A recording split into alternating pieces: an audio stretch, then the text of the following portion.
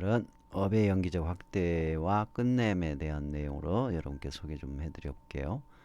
이제 우리는 선업과 악업을 주로 지면서 살아요. 그래서 먼저 선업의 확대에 대한 부분을 가지고 말씀을 드려보겠습니다.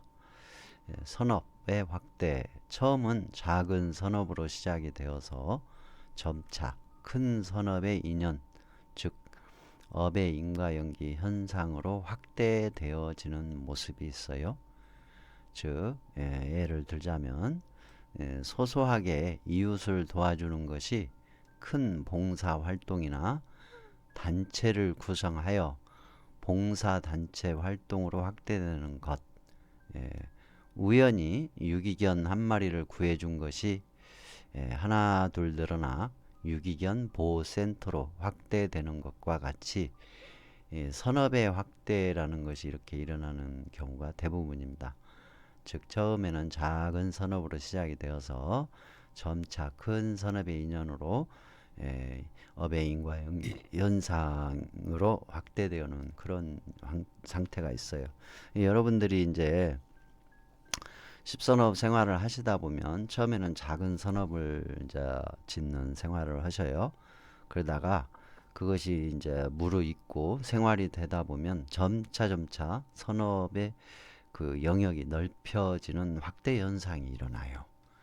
그리고 이제 선업도 그렇게 확대가 되는 것, 선업이 그렇게 확대가 되는 것처럼 악업 또한 확대가 돼요. 악업. 네. 처음은 작은 악업으로 시작이 되어서 점차 큰 악업의 인연, 즉 업의 인과연기 현상으로 확대가 되는데, 예를 들자면 바늘도둑이 소도둑이 되는 현상과 같은 거, 작은 싸움이 큰 싸움이 되는 현상으로 살인이나 전쟁이 되는 현상을 이제 볼 수가 있어요. 이제 이 악업의 확대 이 부분을 여러분들이 우습게 보면 안 돼요. 왜 그러냐면 바늘도둑이 소도둑이 되는 현상, 이 속담이 있잖아요. 그런 것처럼 작은 말싸움이 나중에는 큰 싸움이 되는 치고받고 하는 현상으로 가기도 하고, 살인이나 전쟁이 되는 현상으로 이렇게 확대가 돼 버리거든요.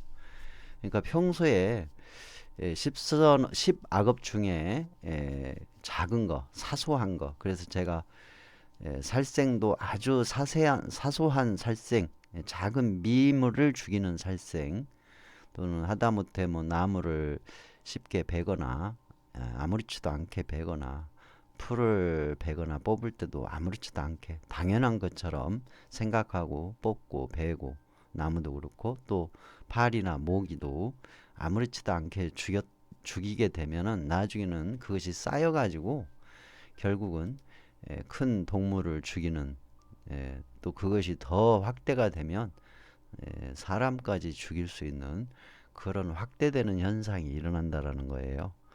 그래서 그 부분, 악업의 확대도 그렇게 무섭게 확대가 돼버리고, 선업의 확대도 한 사람의 힘으로는 할 수 없는 큰 선업을 짓는 것까지 확대가 된다라는 거예요. 그래서 그런 부분에 대해서 좀 참고를 하셔야 된다. 그 다음에 업의 확대윤회가 있어요. 업의 확대윤회. 처음은 작은 악연이나 선연으로 시작이 되어서 윤회 속에서 점차 확대되어 가는 관계. 그러니까 어떤 식이냐면 이것도 똑같아요.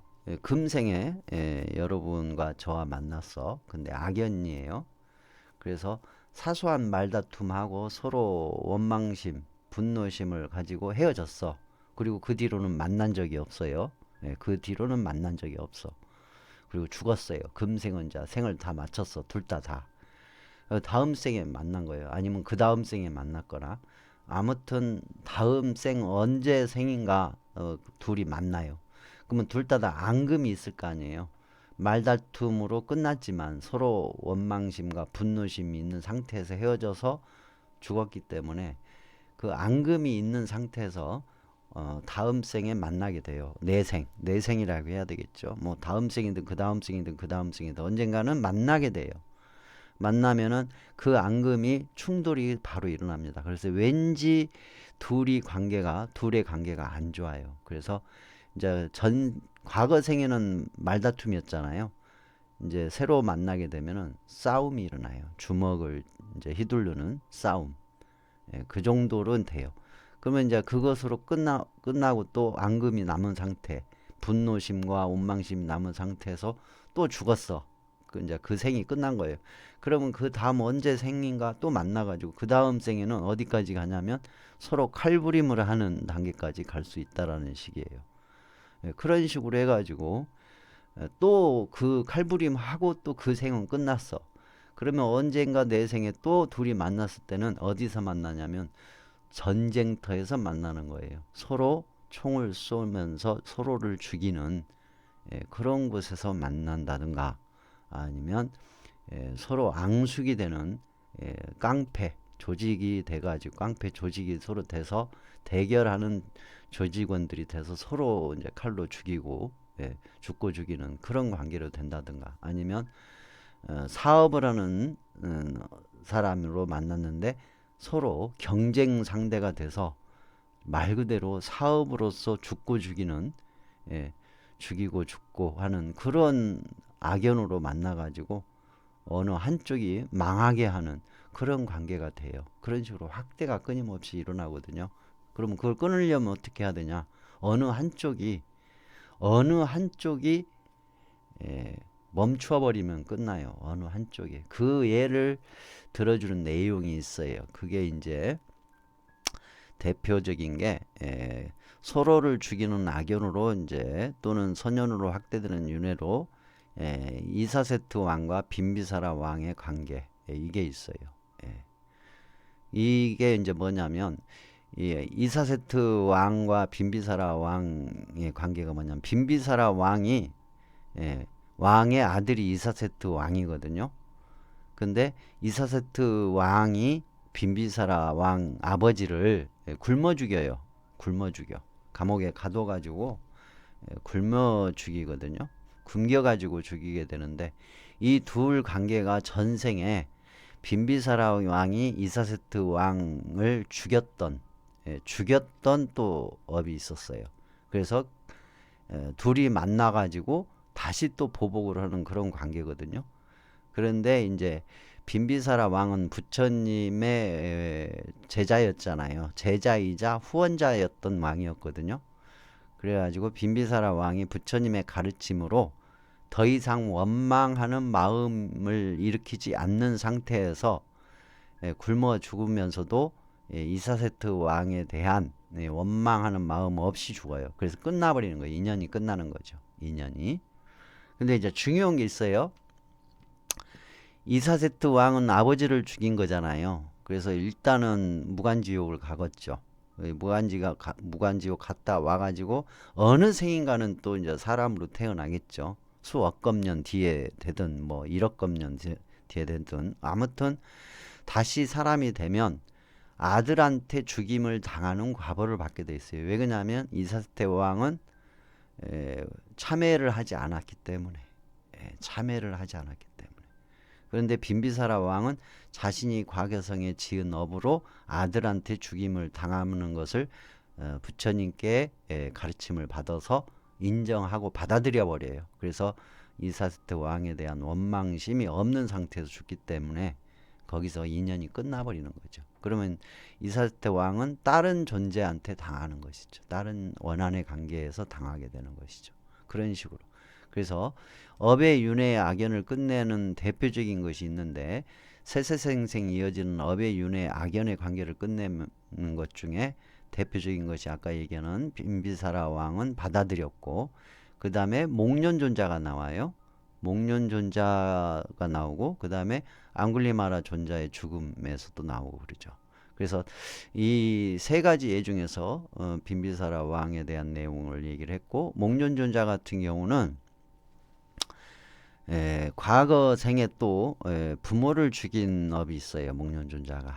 그래가지고 깨달음을 얻었고 신통력을 가지고 있었음에도 불구하고 목련존자도 살해당해요. 근데 살해당할 때 받아들여요 또. 본인이 이제 신통력이 있으니까 과거 생에 내가 부모를 죽인 그 업으로 내가 죽임을 당한다라는 걸 알게 된 거예요. 근데 이제 신통력으로 처음에는 피했지만 나중에는 받아들이거든요. 근데 왜 받아들이냐면 신통력으로 그 업을 상쇄시킬 수는 없어요. 예, 본인이 금생에 태어나서 이 십선업을 실천을 하고 많은 사람들에게 또 부모들에게 예, 본인의 부모들에게 잘 효도하고 상쇄시킬 만큼의 복덕을 지어야 되는데 그런 복덕까지는 지치 못한 상태에서 득도를 한 거죠. 깨달음을 얻은 거죠. 예, 그래서 처음에는 신통력으로 좀 피해다가 이제는 받아들여서 죽음을 받아들여야 할 상황이 됐구나. 인연이 됐구나 하고 받아들여요. 그리고 이제 죽음을 받아들일 때 부처님께 허락을 받는다고 그래 해요. 이제 죽음을 받아들여야 할 것 같습니다 하고 그래서 그 인연의 악연의 고리를 이제 스스로 받아들여서 끊어버리죠. 그리고 이제 앙굴리마라 같은 경우는 매우 쉬워요. 금생에 살면서 연쇄살인범의 생활을 했잖아요. 그래서 죽음을 받아들일 때 부처님 품에서 죽을 때 부처님이 원망심을 갖지 마라. 원망심을 갖지 마라. 금생에 끊어야 된다.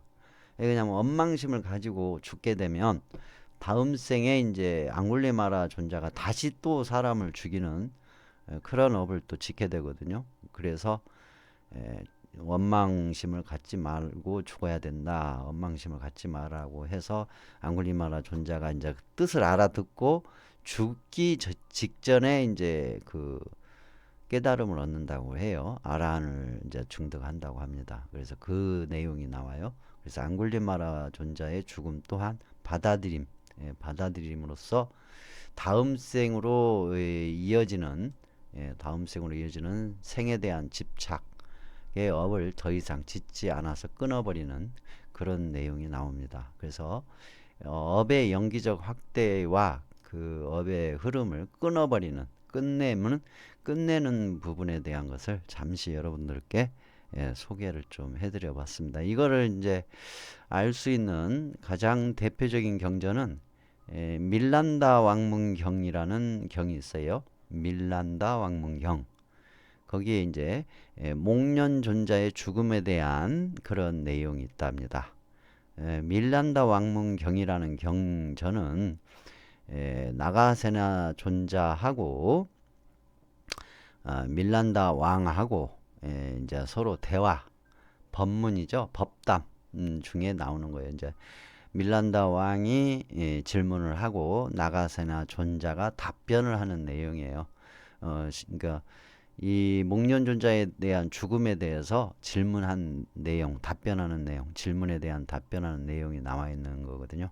이걸 통해서 이제 좀 자세히 좀 알아볼 수 있는 그런 경의 내용이 있습니다. 그러니까 더 궁금하신 분은 밀란다 왕문경의 목련 존자의 죽음에 대해서 이렇게 경전을 보시면 더 참고하실 수 있을 겁니다. 참고하시고요.